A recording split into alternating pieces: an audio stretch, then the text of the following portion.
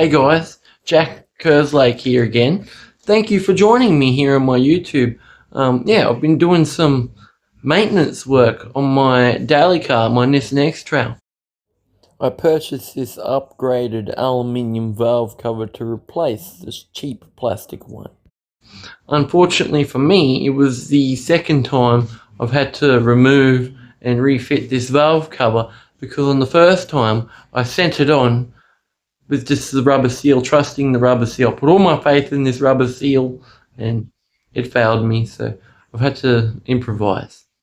I'll show you now.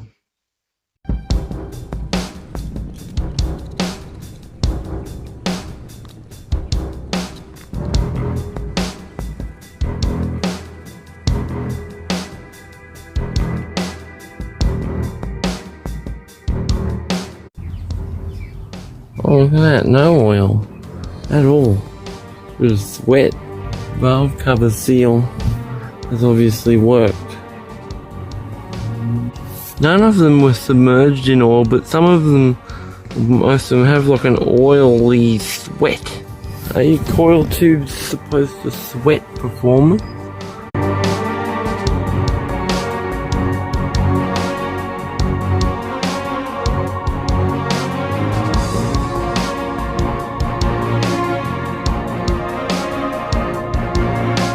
So my valve cover's got good coil seals on it. It's just all this cheap thing under here. That's why I bought this. A brand new OEM Nissan valve cover gasket. I think I'm just gonna use this though. Made for valve covers. The cheap Chinese valve cover gasket that came with my cheap Chinese, surprisingly aluminium valve cover. Yeah.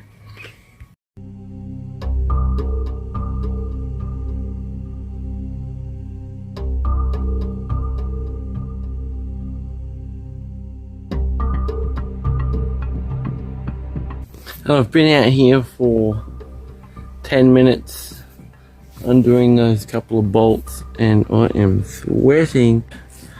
I think I need to wait. That thing goes down just a little bit because it's hot, and that's one of the downsides of living in the tropics. The sun has gone down a bit. As you see, I've got half an engine bay of shade, and I've taken the valve cover off. It's over here. You can see it is real aluminium. I'm ready to use my JB weld.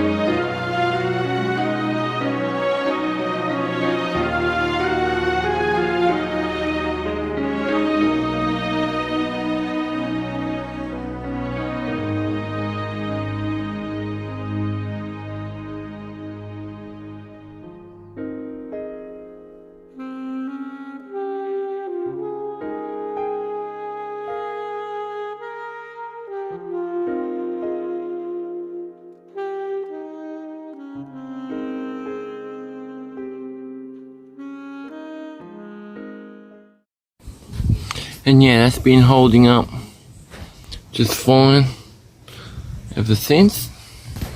You can see a little bit of it sweeping out, but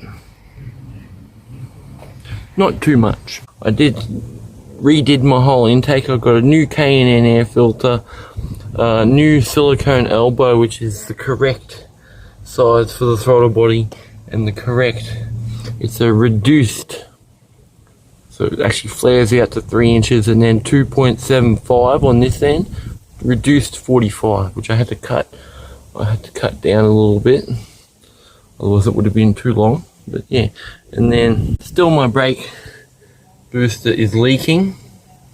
I've been waiting for seals from Nissan, and I wish sooner I had contacted the aftermarket, because for $300 I can get an entirely replacement master cylinder with the whole bottle and cap and everything. Just, yeah. So I think that's my choice. I'm going with DBA full replacement master cylinder with the bottle and everything. 1 week later. And here is my DBA replacement master cylinder. It's a little bit tricky to do with one hand, so I'm gonna go. Yeah, here it is, the full replacement DBA master cylinder for the Nissan xtrail. I wish I just bought that first instead of waiting for seals to arrive from Nissan. And just like that, it's a different day. My brake booster is painted. I'll do a little test fit here. That's how it's gonna look. Nicely painted brake booster, brand new DBA master cylinder. As a part of all this maintenance, replacement parts needing to go on. Vapor blasted water necks, oil pressure gauge wiring, a factory oil pressure switch, a heap of other vapor blast goodies, gaskets and seals and all sorts of things that I'm changing. Yeah. I've taken everything off again.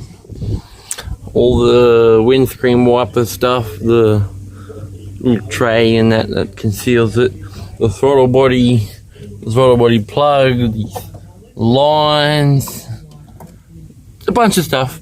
That finally ready to take this off and check my twin throttle system that runs through this. There's a secondary set of runners. There's 2 runners in here. I need to make sure that these throttle blades all still have their screws still in. I'm working late into the night here, and this is why I'm doing all this.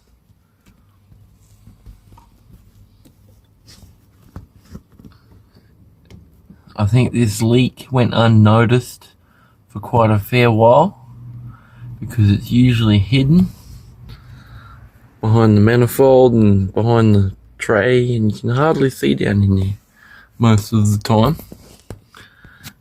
Yeah, wow. She's gone a bit rusty, boys. Even the shaft. Oh, yuck. It looks disgusting, really. And this is my replacement. It was previously a bit rusty on the surface, but nothing compared to that brake fluid leak. 2,000 years later.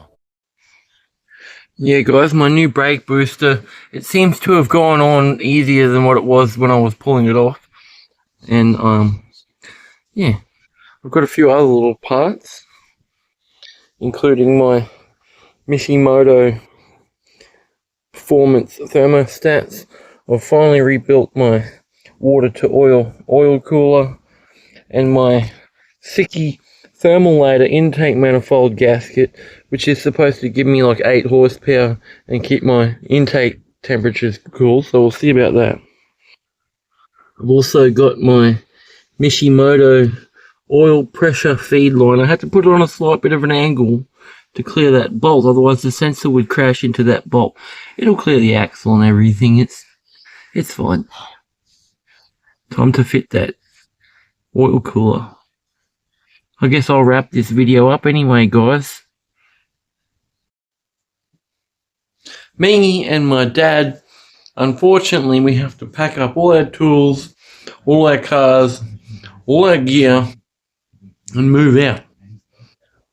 So this has happened. So we've been packing the house. We've been packing a lot of parts and stuff away. I've been trying to get some of these odd jobs done on my cars and on my projects. Like that 86 door, I scrapped the old one, replaced it. Simple. So yeah. Part of moving out meant getting rid of a spare parts Datsun shell I had sitting out the back.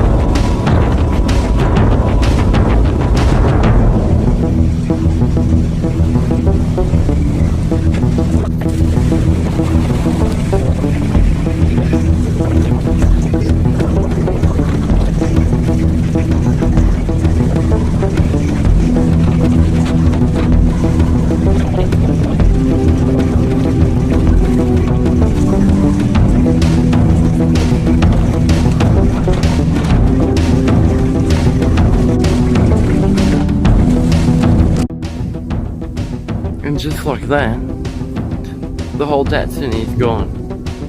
It was probably $80 in scrap metal for that shell. Now that's left is this engine block and automatic transmission and the rear subframe over there, which I need to dismantle. I'm starting to split this in half today.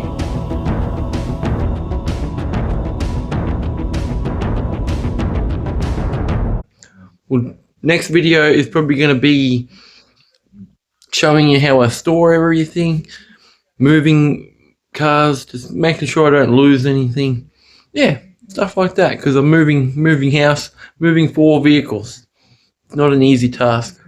Unless I have a car trailer, then it probably will be easy.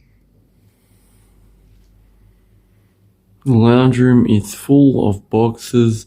Believe it or not, all that is just video game stuff.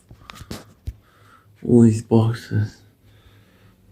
Diesel's happy as long as he gets his chair. Yeah, we're packing.